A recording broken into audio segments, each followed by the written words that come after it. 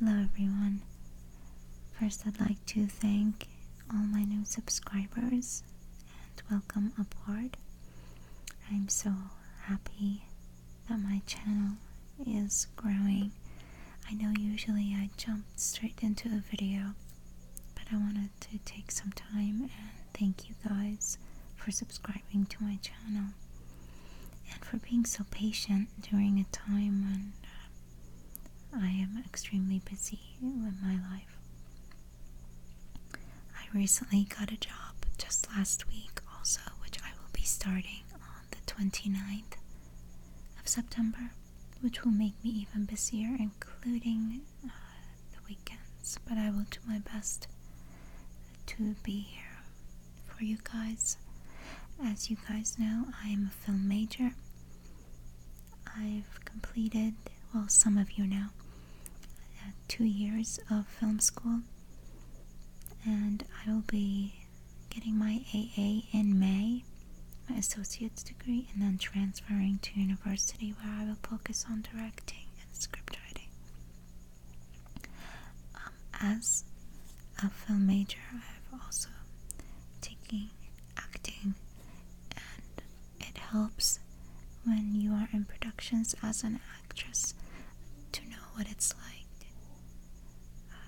to be on both sides of the spectrum, so to speak.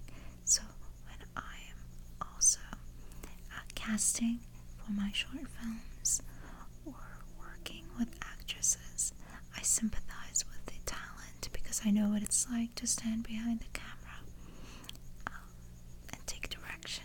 And a lot of people, it's a very intimidating process for them, very nerve-wracking, understandably so. So I just want to show you some of these books briefly. The first one is Self-Management for Actors by Bonnie Gillespie. Sorry about that. I just totally ripped that name apart. Okay, so this book basically tells you on to how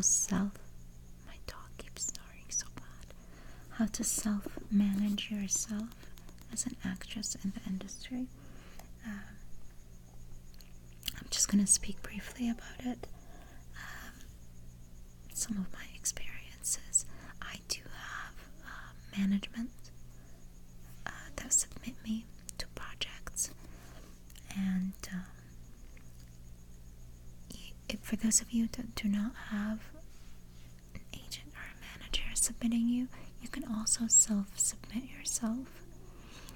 There are accounts such as, and I don't know if they are free for people who don't have representation.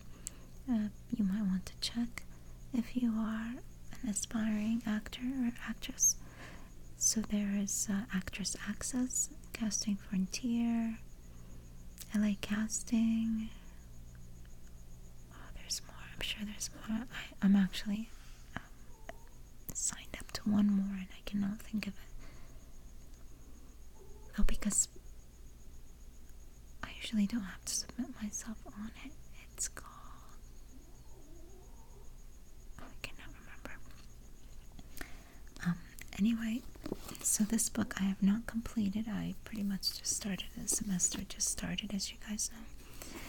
And it's supposed to teach you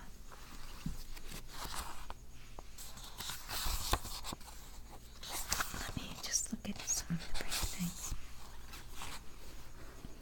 In part 1, you're going to study the mindset, what's important, the costs of acting. You should never be charged to audition for any film, any production. It's usually a scam. So you'd want to avoid those. You should never have to pay someone to audition for them. Be aware. The only cost that you would give, I believe, is like 10 to 15% to your representation. Premature moves, actor's mind, Taffy, the web of trust. Part 2 is the prep, your bullseye, your show Bible, your targeting buyers, your business plan, and the right training. It's useful and helpful if you keep some sort of notes on the side in a journal of some sort of your auditions with names, casting directors that you meet with, and put like the project name, the date. I have yet to do that. Honestly, I feel like it's so late now and I'm so busy. But that is usually the advice that they give you as far as keeping track of the people that you meet in the industry. I met people on Guy Ritchie casting. I've met people from Disney. I've met people from various films with what is the name of that girl from Twilight? I cannot remember her name. And from Stranger Things. So sometimes it's nice because as time goes by, you are busy, you forget casting names, and so on. So part 4 is the agent, manager, and the casting office, the publicist, and I covered that a little bit as far as, just watch out for scams. Part 5, becoming a booking machine, auditions, on-set, and content creation. They're probably talking about reels and such, and how to maintain yourself in an audition. One thing that I hope will help you from a film major is a casting director wants you to get the job. You coming to the audition is a job in itself, and we want you to get the job. We want you to get the job because you make our job easier. At that point, we're done. We don't have to look for anyone else. And so knowing that, I think, should give you a little more confidence when you're walking into an auditioning room. Also, when you are chosen from like hundreds and hundreds of people, you're already like in the top 5%. So it's to get in an audition means you're chosen, like part of the 5% that's likely to make it. So that in itself is a huge compliment and defeat. And you go in there and you do your best and you leave and you've done your job right then and there, whether you're booked or not. Because if you leave a good impression, even if you're not good for that particular role, you're remembered for the next or for another that is more suitable for you. Now, the book of all books by Ivana Chubbuck is the #1 book for actors out there. I strongly recommend it.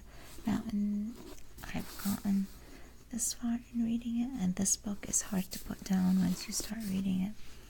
It teaches you the 12 acting techniques that will take you from script to a living, breathing, dynamic character. This will teach you to focus your past emotional struggles and to use that into bringing out a character for your role. Let me go over. So I'm actually on chapter 3. This is the place and their fourth wall. Your fourth wall is usually like the audience. The power of the actor.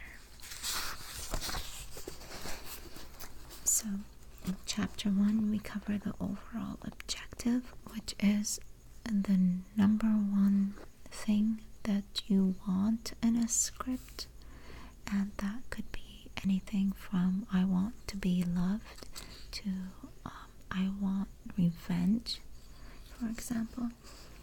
A scene objective is for every scene you will have an objective, which is like the overall objective for the entire script, but then you will have scene objectives broken down. Your obstacles. For example, if you have a role that you are a prostitute, it'll be different than from playing just any ordinary role. So obstacles are different things that keep you from, or it might be a little challenging in delivering your audition. Substitutions.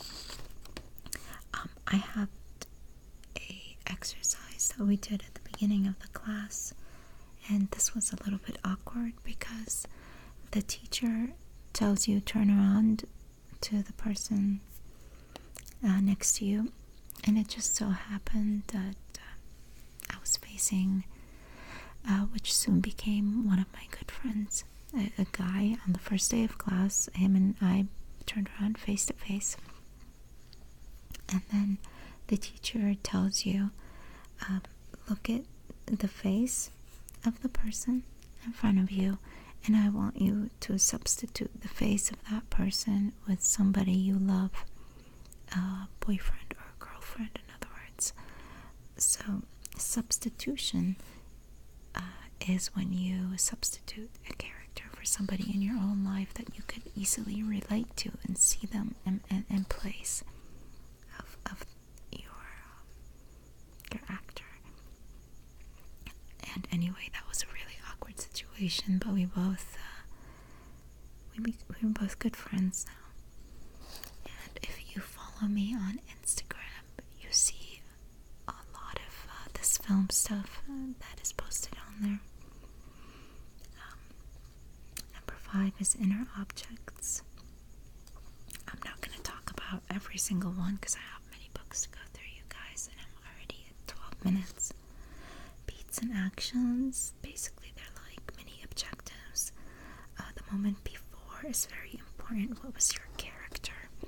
Your character before you received this particular script, what were you doing? So if you do not know and you weren't able to read the entire script, which very seldom will you get the entire full script. I've gotten it before, like 120 pages to read, but it's very, very rare. I think since I have been doing this, I've probably only gotten maybe 4 total.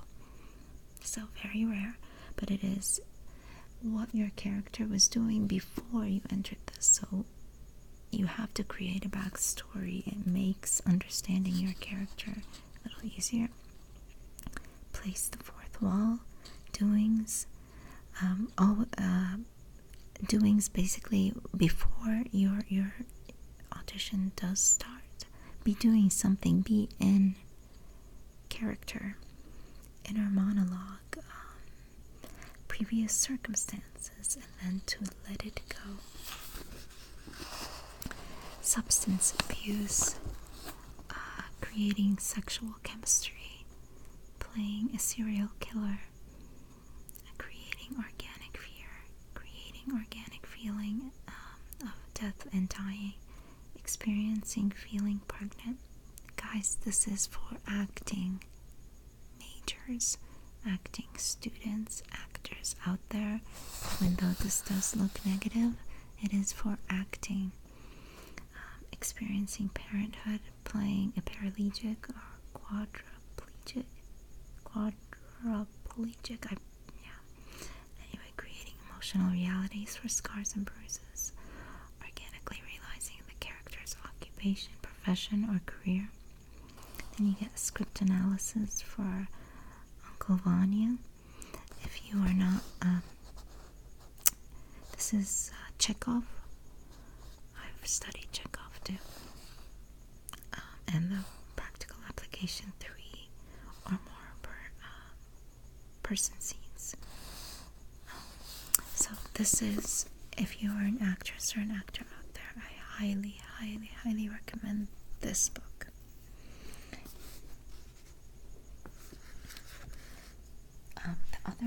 Now all these remaining are for my film major, and I had to get for cinematography. This is the Canon that I actually use, and yes, we were recommended to get a book if for dummies.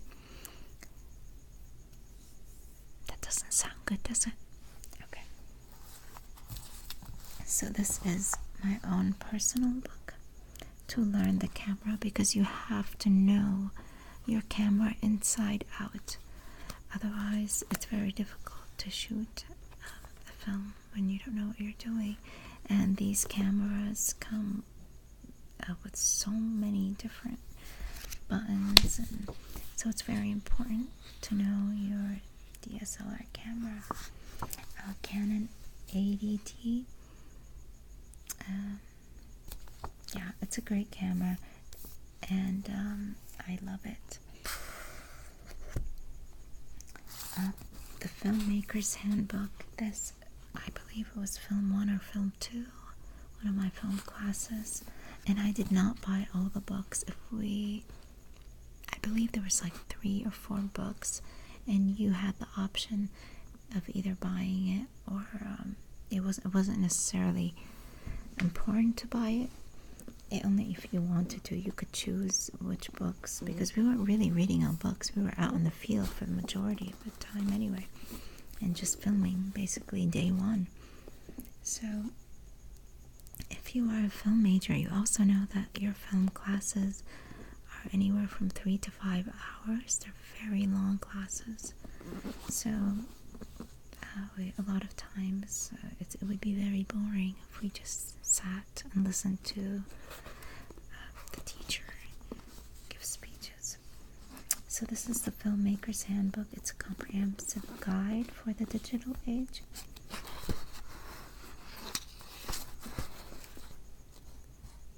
And in this book you're going to find guide to funding and preparing, shooting, lighting, editing, printing, screening, tilting, processing, copywriting, and the distributing every film. It is a book by Stephen and Edward, and I'm not going to pronounce that first name. I think it's I don't know. And Edward Pincus. Yeah, Pincus I got right.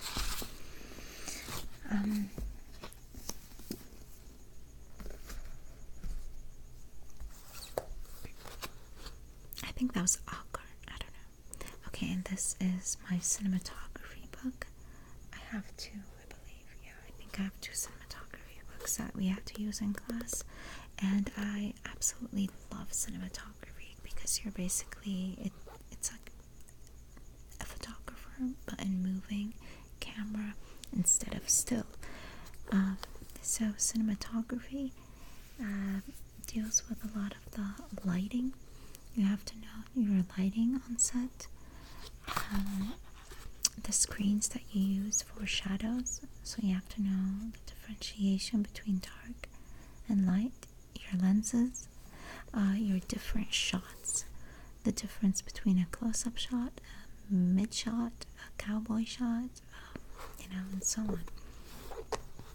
So this is the classic guide to filmmaking, revised and updated, 21st century.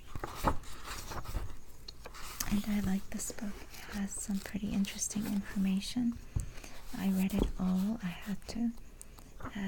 As far as the equipment we use, and different ways with the lens, different types of lenses, polarized lens, and how to use it, the different ways to set up the room lighting, for example 3-way lighting, and so on. And it'll give you the different scenarios. As you can see here, you can see the lights and the characters and all the equipment used here. And there's another scenario. So what this book talks about is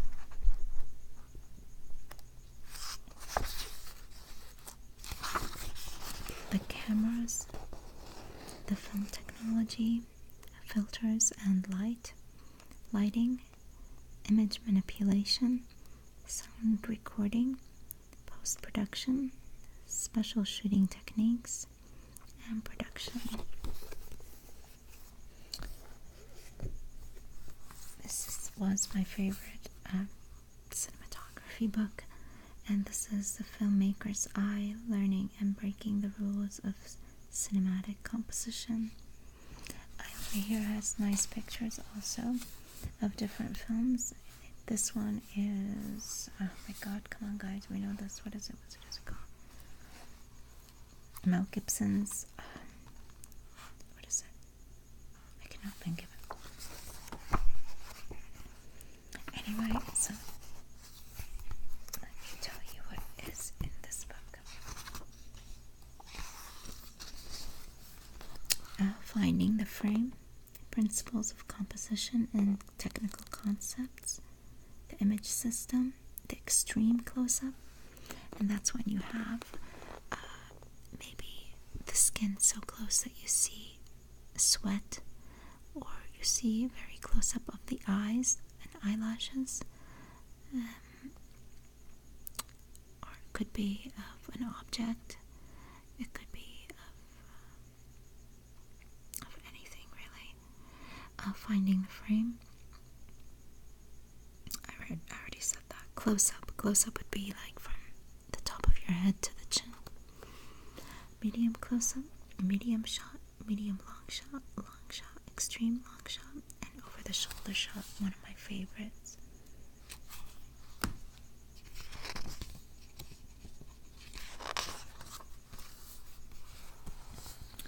The establishing shot. That's right here. The establishing shot. That's usually the opening where you see like a building, and then you zoom out or you zoom in, and then you start the film.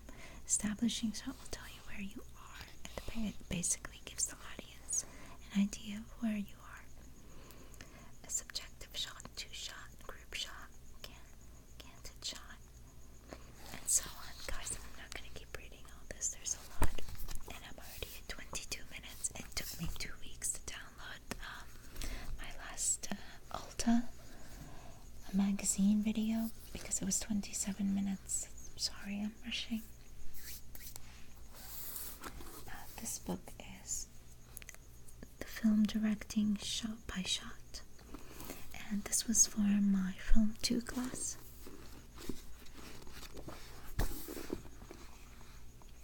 And it's also very important.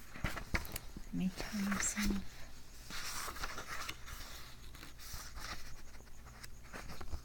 the information that's in this book.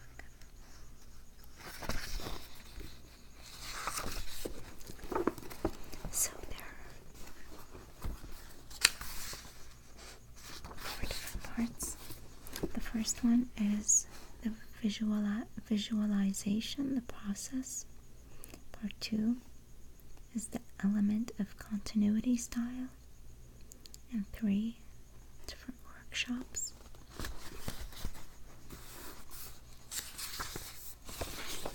And 4, the moving camera. Tracking shot. I like that. I like long shots, definitely.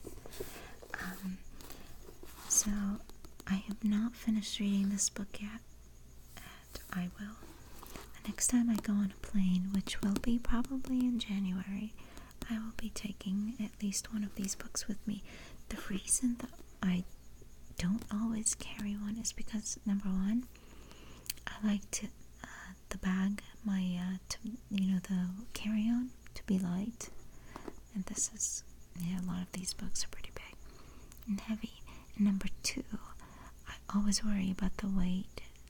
I don't want to exceed the weight, so it's difficult to put it in your luggage also. Last but not least is the book for my filmmaking 2 class, I believe. And it's producing and directing short films and videos. And this book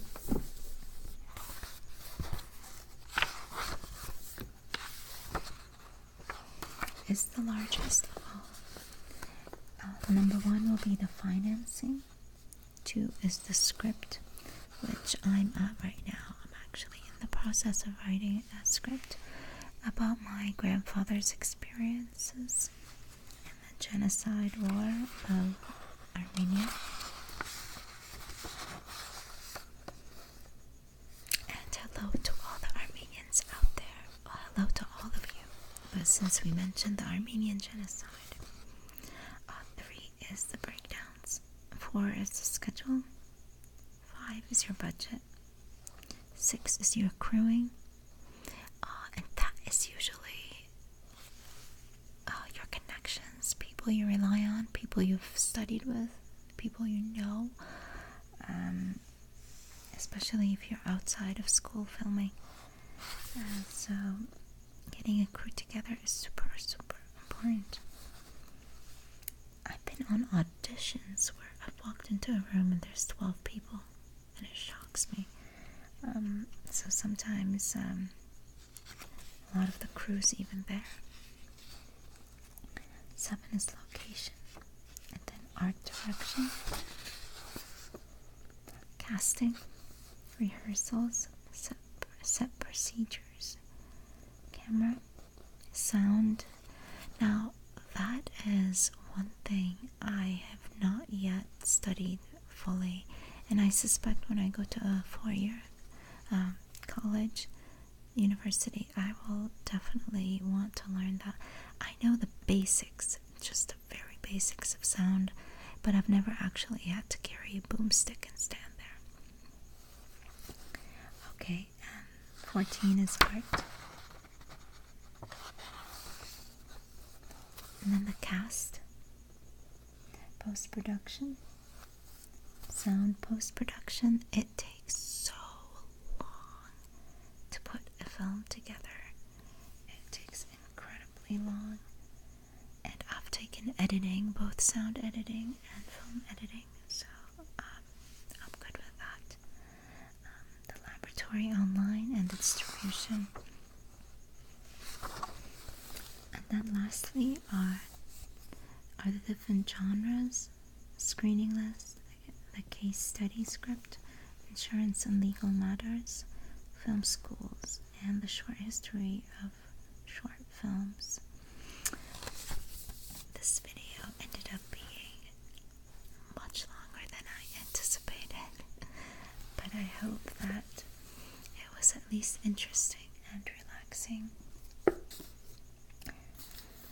And I hope that if you are in the industry, please do contact me, say hello.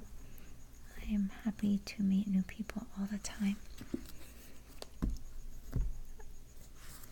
I hope... Okay, I should not put this in the file.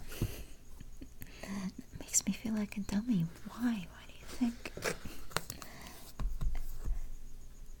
Thank you guys for listening, and good night.